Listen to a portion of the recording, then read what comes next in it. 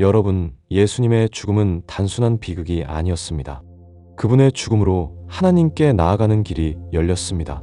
더 이상 성전도 제사도 대제사장도 필요 없게 되었습니다.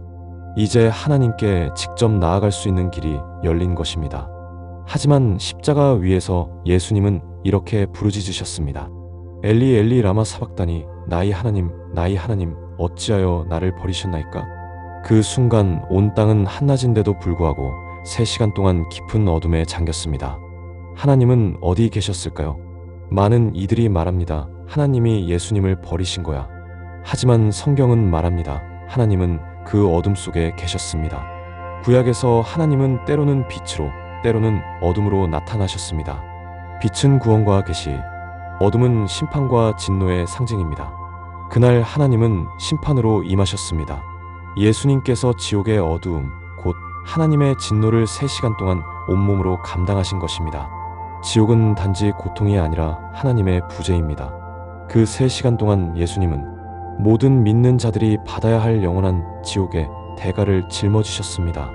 하나님은 멀리 계셨던 것이 아닙니다. 바로 그 어둠 속에 계셔서 우리를 대신의 아들을 심판하고 계셨던 것입니다. 지옥은 단순한 고통의 장소가 아닙니다. 그곳은 하나님의 분노가 임하고 하나님의 부재가 있는 자리입니다. 예수님은 십자가에서 바로 그 지옥을 대신 경험하셨습니다. 한낮에 온 땅이 어두워졌고 3시간 동안 예수님은 하나님의 진노를 온전히 받으셨습니다.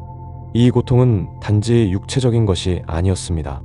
하나님의 부재 속에서 영원한 형벌을 감당하는 시간이었습니다. 사람들은 묻습니다. 어떻게 예수님은 단 3시간 만에 수많은 믿는 자들의 죄를 대신할 수 있었나요? 그 이유는 단 하나, 예수님은 무한하신 분이기 때문입니다. 무한하신 하나님의 아들이기에 무한한 형벌도 단시간에 모두 감당하실 수 있었습니다. 오후 3시 어둠이 물러가고 예수님은 외치십니다. 나의 하나님, 나의 하나님, 어찌하여 나를 버리셨나이까? 그 외침은 단순한 절규가 아니었습니다. 하나님을 향한 깊은 애정, 고통 속에서도 여전히 아버지를 부르시는 사랑의 고백이었습니다. 하지만 군중은 그마저도 조롱합니다. 보라, 엘리야를 부른다. 예수님은 신 포도주를 조금 마신 후 다시 큰 소리로 외치시고 숨을 거두셨습니다. 그 마지막 외침은 다 이루었다는 선언이었습니다.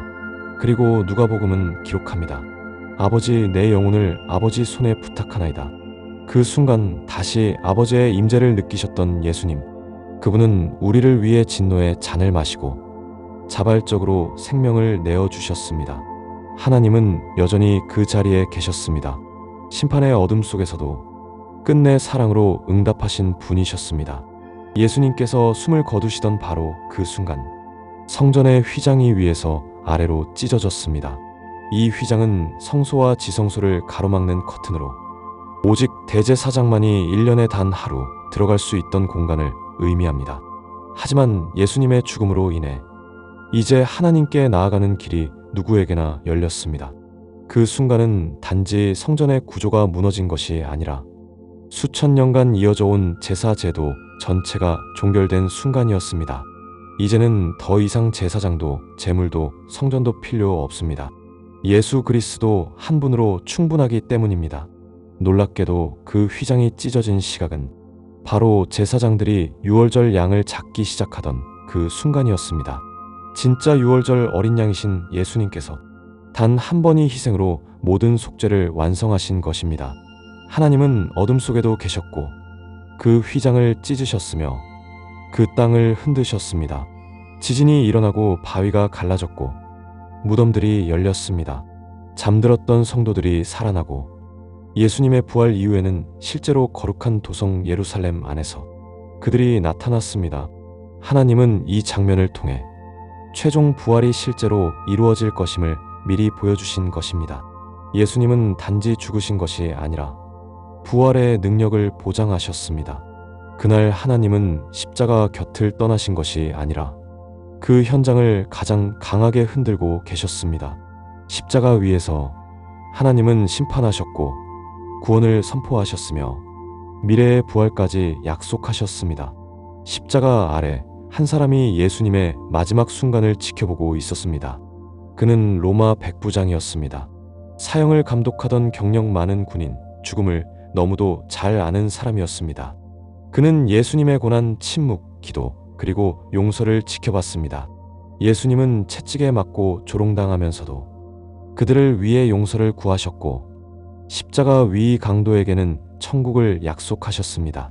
그리고 마침내 예수님이 숨을 거두셨을 때 그 백부장은 이렇게 고백했습니다. 진실로 이 사람은 하나님의 아들이었도다. 누가는 말합니다. 그는 하나님께 영광을 돌리며 외쳤다고요. 이 사람은 정령 의인이었도다. 예수님의 죽음 이후 가장 먼저 회심한 사람은 바로 이 백부장이었습니다.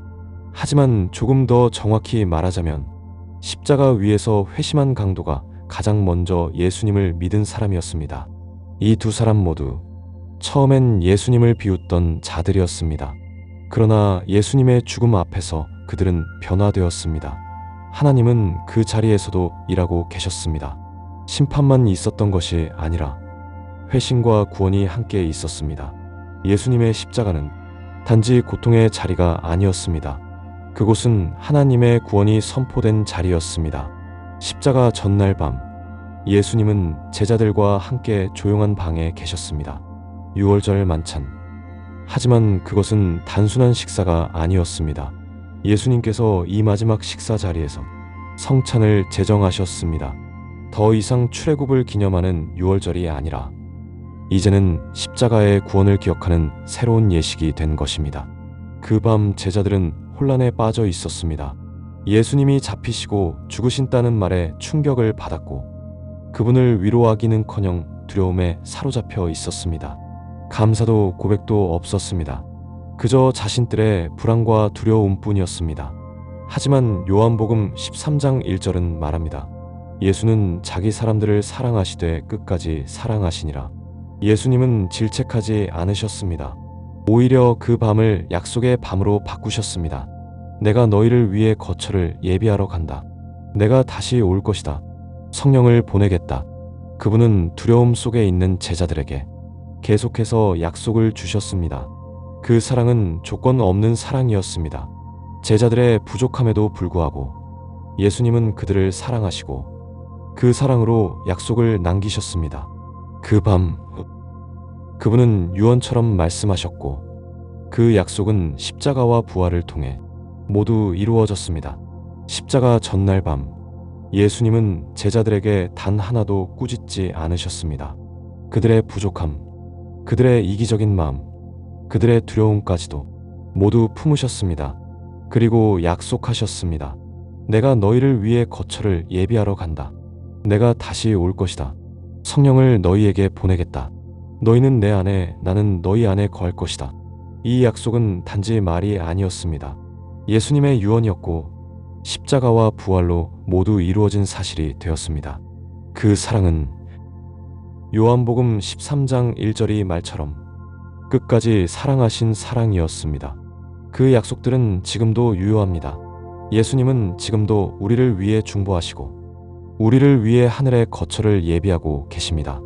그날 갈보리에는 심판이 있었고 용서가 있었고 구원이 있었습니다. 그리고 지금도 그 복음은 우리를 향해 살아 움직이고 있습니다. 하나님은 그날 갈보리에 계셨습니다. 그리고 오늘도 우리를 끝까지 사랑하십니다.